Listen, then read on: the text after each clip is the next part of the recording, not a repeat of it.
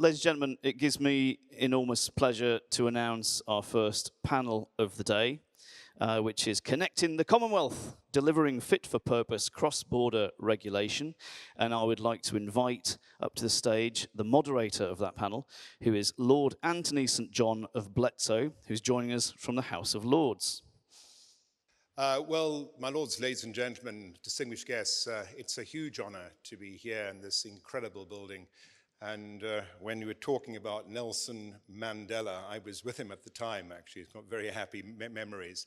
But we have a fascinating panel. As the moderator, I'm going to try and avoid the word of procrastination. I'm going to be effective in my time management. Rather than introduce my panel individually, I've asked them if they can briefly introduce themselves. So, Loretta, could you start? Good morning, everybody. Some of you may know Loretta Joseph. Some of you may not know me. So I have many roles in life. I'm an economist by trade. I was an ex-banker. I've spent the last 14 years in crypto assets, working that they were going to reform the traditional finance system and how that was going to work. And in the last 10 years, I've done a lot of policy work, which has led me to working with the Commonwealth to produce an amazing piece of legislation, I think, that countries can use as a toolkit to make sure they're compliant with the FATF, the IOSCO and the FSB requirements. I'm not a lawyer, I'm an economist, but I had plenty of help from the lawyers. Great, thank you. Albert.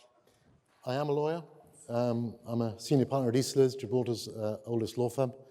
And for 10 years, up until September of last year, I was the Minister for Digital and Financial Services in Gibraltar for the last 10 years. Since 2013, I worked on DLT and the legal regime that we introduced in 2018, which was the first DLT legal and regulatory framework in the world. And I've worked through the stages of that development and am now on a working group to see how we can continue to evolve and be fit for purpose for the next generation. Thanks, Albert. Over to you, Koki. Hi, good morning. My name is Kokila. I run a law firm in Dubai, and we specialize in the emerging tech sector. Interestingly, I was introduced by Dr. Marwan, who runs the Dubai Blockchain Center, to Loretta 3 years back, and since then it's been a very interesting journey for us. What started as a law firm working with private clients, we are now working with a lot of regulators and policymakers around the world in shaping up the digital asset space. So very happy to be here. Well, thanks, Koki. I'm also a lawyer, so you got 3 lawyers or 3 catfish and an economist. So I have to say, after 46 years in being in the life of geriatrics and soon to be retiring under a Labour government, I've got very confused over the years about all the pseudonyms, and in the digital assets world, there are masses, as you all know. But I thought it was quite important right at the outset to define digital asset, because digital asset is not just a cryptocurrency. It covers all asset classes, and cryptocurrencies fall under the banner of virtual assets. So what I wanted to do is, James actually mentioned a little bit about the Commonwealth. Of course, we have 56 members in the Commonwealth, representing 2.4 billion. Actually, many say it's 2.5 billion. But many of those have some form of digital asset.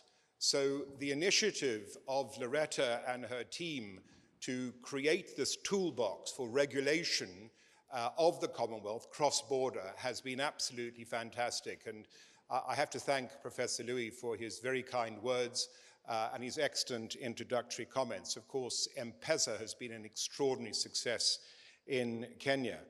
But as we emerge from the crypto winter, the Commonwealth, I believe, has the opportunity to lead the world in cross-border regulation, shaping trade investment and promoting economic stability. This is the key. And of course, trust is the key to sustainable growth of the digital asset ecosystem. And trust has been sorely lacking in this area for some time. I'm going to make just 1 minute more, and then I'm going to pass to my panel. Virtual asset cryptocurrencies have the potential to revolutionize the financial services sector. I've been involved in the money transfer market, and it really is shameful that the likes of MoneyGram and Western Union have been able to rip off many of those who've earned money and who desperately need to pass that money back to their families. So it has the ability to promote financial inclusion, cost efficiencies, faster transactions, and certainly far fewer intermediaries. But most importantly, it brings with it transparency with the use of blockchain technology. Loretta shall talk when I pummel her with questions on recommendation 14 and 15 and 16, actually, the travel rule and new technologies. But the challenge for regulators, and I suppose I am partly a regulator, is to ensure both consumer and investor protection, prevention of money laundering and terrorism financing, and regulatory oversight, just as important, with the licensing and registration of VASPs. Now let me kick off with a few questions to my panel. I'm going to ask you, Loretta, to kick off. In the new world of digital finance and cross-border facilitation of flow of funds, was it necessary to have a new set of regulations and a legal framework to initiate this? And could this have been done in the traditional way with old laws? So I'll kick off by saying no. I come from traditional finance. It's like putting a square peg in a round hole. The way that we transact now using blockchain technology, Web3, cryptocurrencies, peer-to-peer, I can transfer value and information to anybody in the world immediately, and we can do that without an intermediary. Regulators have always regulated the intermediaries, but when you take intermediaries out of systems, the question becomes, as regulators, should we actually be regulating, and if so, how? So, yeah, many of the standard setters have struggled, and I think for my job over the last 10 years, it's been a lack of education from regulators, understanding our industry, understanding terms and definitions. I think there's been a big misconception what a cryptocurrency actually is. You know, it's not a currency, coins, and there was the very few ways that we could fit into the traditional laws of how this new ecosystem works. So I think we did need a new legal framework. Of course, we can borrow principles and risk management tools from the old ways of traditional finance, but I think the term same risk, same regulation, same outcome is going to push this ecosystem back into the outlying areas where it came from. I think it's similar risk, specialised regulation, same outcomes. Then we solve the problems of money laundering, terrorism financing, consumer investor protection, and financial stability. So we did need a new set of laws. You can't fit round pegs in square holes, as I said, and it was important that it was started to do not fragmentedly. And that's why I think I've always been interested in doing this with the Commonwealth, because we, as 2.5, 6, 7, maybe, I can't remember, million or billion, we all have used common law. British common law is the standard across the most people of the world. So if we can have specialised regulation that is fit for purpose across many, many jurisdictions, the 56 countries of the world, I think that's a very, very, very powerful toolkit. So I think new legislation was required. Under the Financial Action Task Force especially, which I'll get into later, there was no way that we could fit into existing money laundering legislations some of the aspects of blockchain technology and the way that we move cryptocurrencies globally. So it was very important that we did actually have a new framework and new regulation, and we treat it similarly but not the same as we would in traditional finance. Thank you. Right. Albert, over to you. You mentioned a word, I think, that is critical to all of this, which is trust. It was very clear to me when we started looking at this back in 2015 that if you wanted to have a sustainable, long-term sector, piggybacking on traditional financial services, there had to be a regulatory framework. Otherwise, institutions and retail certainly wouldn't be able to access it or trust it. And so we embarked on a journey of providing a legal framework which was, as Loretta has said, I think quite rightly, similar to and overlapping with traditional financial services, but different. The approach had to be different. And so we based our regulatory framework on the back of 9 core principles, which gave the regulator, for the first time ever, and certainly in my lifetime, the ability to have some discretion in how it applied those principles.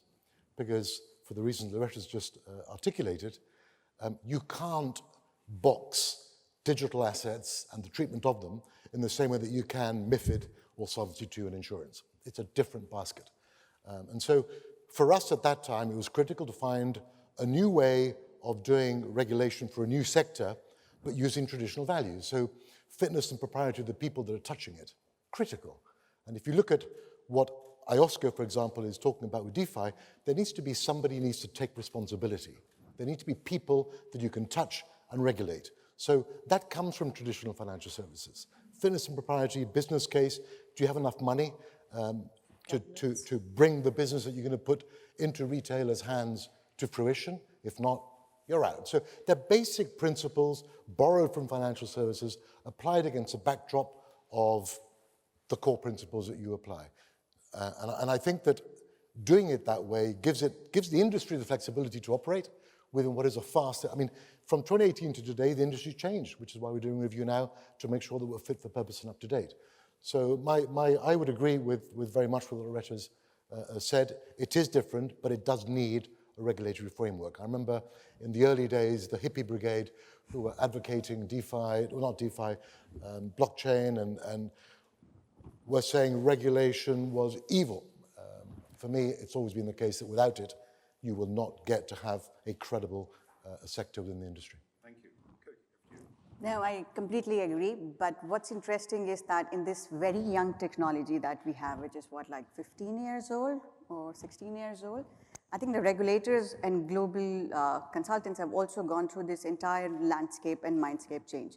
So 2016, 2017, we were still struggling on principle-based, should it be rule-based, should we go and amend the existing financial regulations and fix virtual assets in between, not understanding the entire ambit of it. So fintech in itself, when we say it's financial and technology, it cannot be just one single regulator.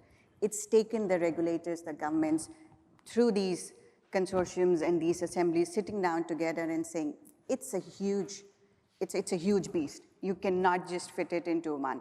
And that's why I think a couple of years back, and Gibraltar took that lead, then Malta followed, then UAE followed, Mauritius, Vanuatu, all these countries said, let's come out with bespoke regulations. Let's try that out. And I think one of the biggest advantages, and most of the lawyers here will agree, that when we have these bespoke regulations, we can go back for a quick amendment because this is an agile space. What is relevant today, by the time you get all the approvals and make it a law, it's outdated.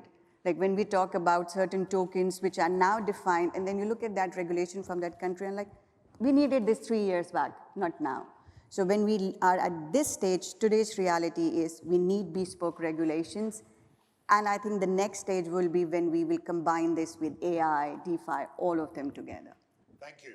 Well, that leads on quite well to my question to Albert. Is the aspiration for the Commonwealth to have a standardized framework to work to a possibility, or is it a pipe dream? I think it's exactly the way to go, because if that is achievable, then I think it will revolutionize not just how the Commonwealth works, but its interaction within it. You mentioned the word passport. Passporting in financial services, the UK will be very familiar with the ability to get a license in London and operate throughout the entire European Union pre-Brexit. So the passporting concept, we know it works.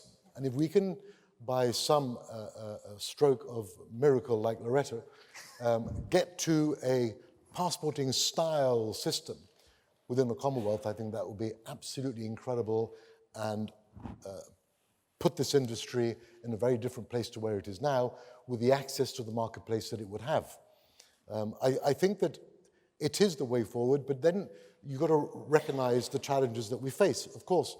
I mean, how many of the FATF countries have transposed the travel rule, which you mentioned? Not many at all. I suspect less than half. So in terms of adoption and having a basic code of international standards in the model law for the Commonwealth. For me, that would be absolutely brilliant. And I think, is it possible? Professor Lewis's explanation this morning tells you that it is possible because of the benefit that it can bring.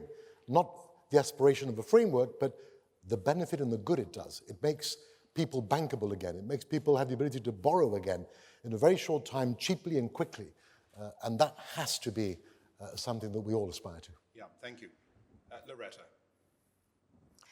On the FATF? Yeah, no, not on the FATF. On the question, is the aspiration Oh. of the Commonwealth to have a standardized framework to work to a possibility, or is it a pipe dream? It's a reality. It's, I think we've proved it with our model law. We took the initiative. Everybody told me 5 years ago that I could not do this, that there was no way that, and some countries still tell me that there was no way that we could put out a law that could be adopted by so many people.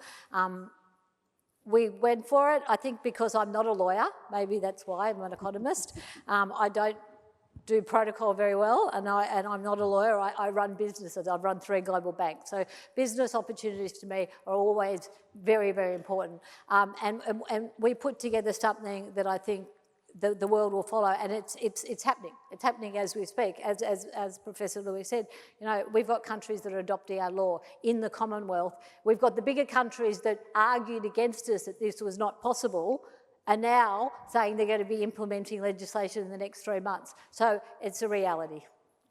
Thank you. Kirky.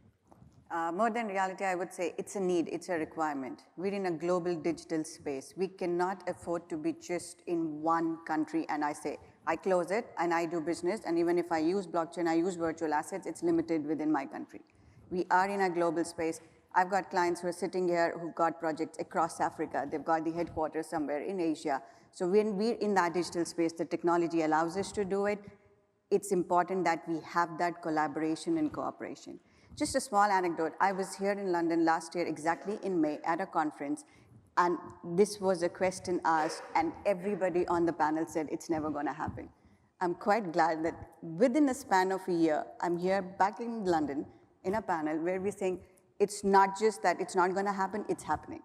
So we're moving really fast. Thank you. In fact, that leads on to my question to you. You mentioned blockchain. What is the present state of the market of blockchain or crypto-based, cross-based payments? In fact, the biggest use case of blockchain as a technology we saw, it was in the financial sector, was in cross-border. When we talked about peer-to-peer started initially, then we had the banks jumping in, then we had not so likable, but likable Ripple coming in and saying that we're going to do the blockchain bank settlements. The banks coming in, realizing that what could be a T+5, T+2 settlement, I could do this in seconds. So we are now in that space where we're seeing peer-to-peer is a beautiful use case. Regulators still need to catch up and be okay with that, but they're quite, I think, amenable to the idea of using it for cross-border, making sure that the business, large institutes, investment houses are using it. Then we have the banks using it mainly for settlements, and that's the largest use case we see. In fact, what the stats say that out of the whole blockchain DLT use cases by Juniper Research, I think around 44% usage is in cross-border. Albert.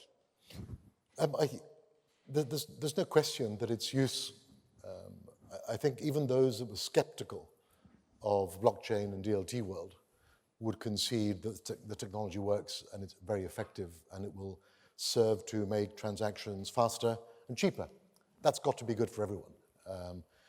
So I have no doubt that it will continue to develop. I've spoken at a few of these in my former life in politics where people would talk about blockchain and include the word blockchain in all of their documents to give the impression that they're innovative and fast forwarding, even in cases where there was no block and there was no chain, anything that they talked about.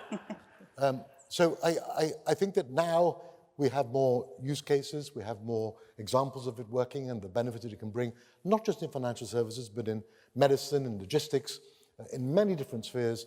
And so I think it'll continue to grow, it'll continue to develop, and I'm sure that this time next year we'll have many more examples of what's happening in the space already.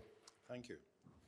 For you, Loretta. So this is how I actually got into blockchain. In my previous life as a derivatives trader, my biggest bugbear was was not trading an asset, it was clearing and settlement the asset. So in 2012, when I looked at blockchain, I didn't look at it through a Bitcoin lens. I looked at it, I was like, oh my God, if I could atomically settle an asset instantaneously, that revolutionises financial markets.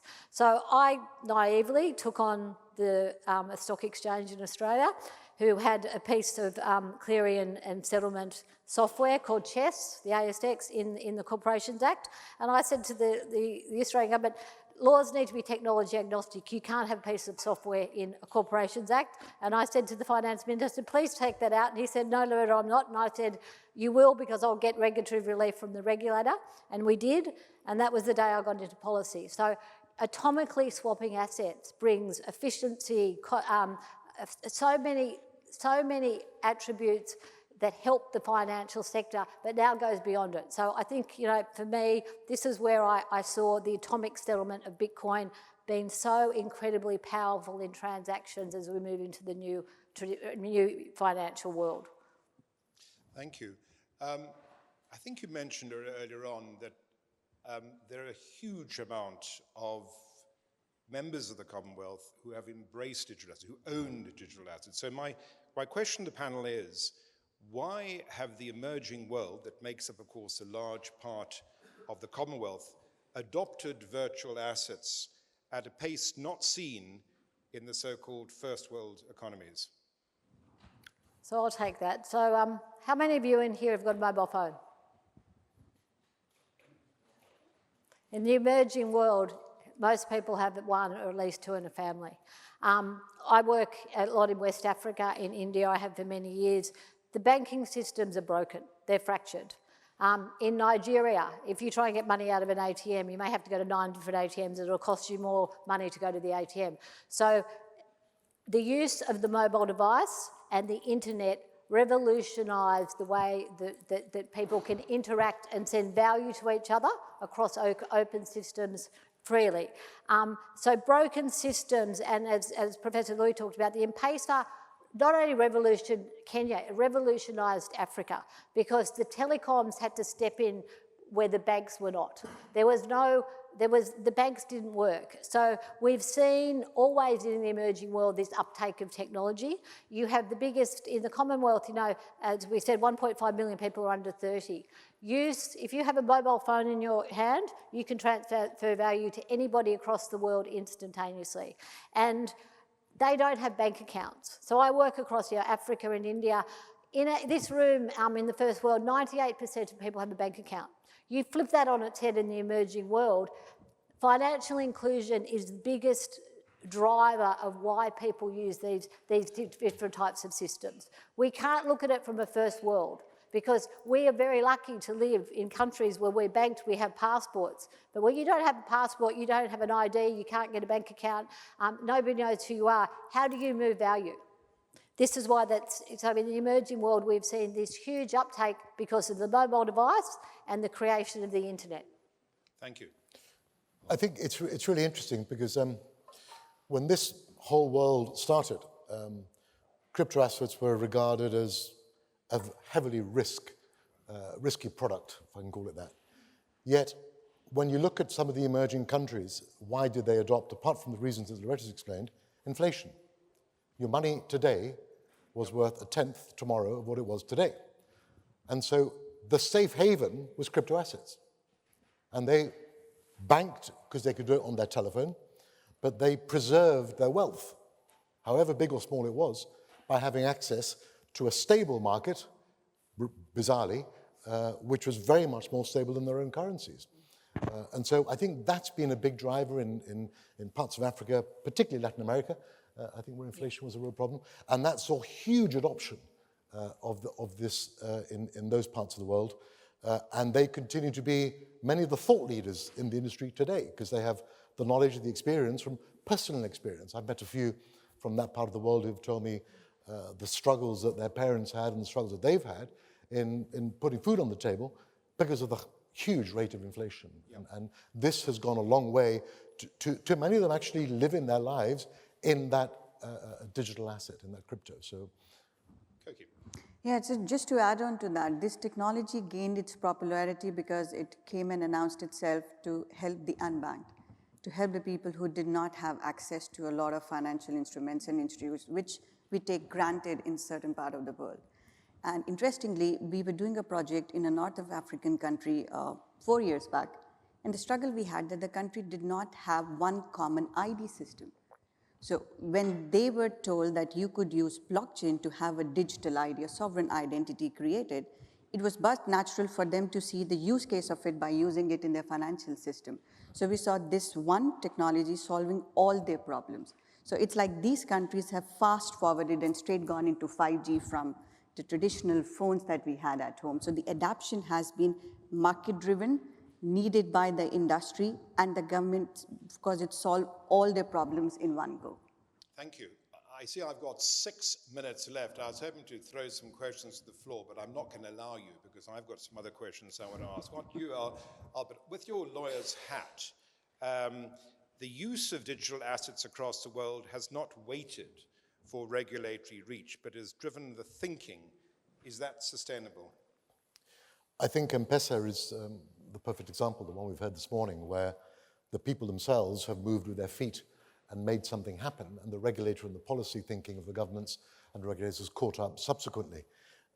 I think it depends on where you are, would be my honest answer. I think there will be parts of the Commonwealth who will push much harder than others because of need. And consequently, when there's a need, there's a way. And governments often have to respond to that afterwards. But if you look, for example, at the Commonwealth and its use, with the model law that Loretta is put forward, with the adoption of that, it will then enable the people to have a framework within which to move faster. And I think that's got to be the ambition of us all, which is to help this along, because it helps people. It's not just people making money from it, it's giving access to people to do things they couldn't do before. And that's the power of it. So the other lawyer, Koki. It's problem solving and value creation both. You know, this is very interesting that this is first time we're seeing a completely market-driven financial product, forcing the regulators, knocking it and saying, I'm not a threat to you anymore. If you don't manage and control, the risks are too high because I'm there. Like it's announced itself. So it's gone ahead, created that space for itself that we have Commonwealth Secretariat and other secretariats looking at it and saying, we need to see how we can regulate the players who are in it, not regulate the asset class itself indirectly, but control the players who are going to go and play it. Loretta. So I think the problem is that regulators are not technologists and technologists are not regulators. As I keep going on about education, that's been a big part of it. And this technology has moved forward regardless of what regulators think. You know, when I started to write laws in 2018, Hon Albert, in Bermuda, we worried about 2 cryptocurrencies, Bitcoin, Ethereum and ICO. Moved to 2024. That's the last of my problems now. That's been there, done that. I've got decentralised automated organisations, stable coins, DAO. Like, there are so many new innovations that's coming so quickly. The regulators are still worried about Bitcoin. Are you kidding me? So innovation is pushing regulators to react, and the standard setters are now coming out saying to countries, you have to do something. You may not like this, but unless you do something to stop, you know, the bad things happening, the financial stability, anti-money laundering, consumer investor protection, you'll be in trouble as a country. So countries are now running, and I think for us, making this toolkit was for countries that don't have that resource. If you're in the UK, you know, the Attorney General has 2,000 lawyers. If you're sitting in the Dominican Republic, you've got one Attorney General doing the job of 20 people. So for us, the Commonwealth was to help countries have a toolkit that would make them compliant, but also allow innovation and their entrepreneurs to be able to operate in a regulated system where they know that there is legal clarity. Right, James has given me some body language saying shut up. But I'm not going to shut up. I'm going to ask a final question.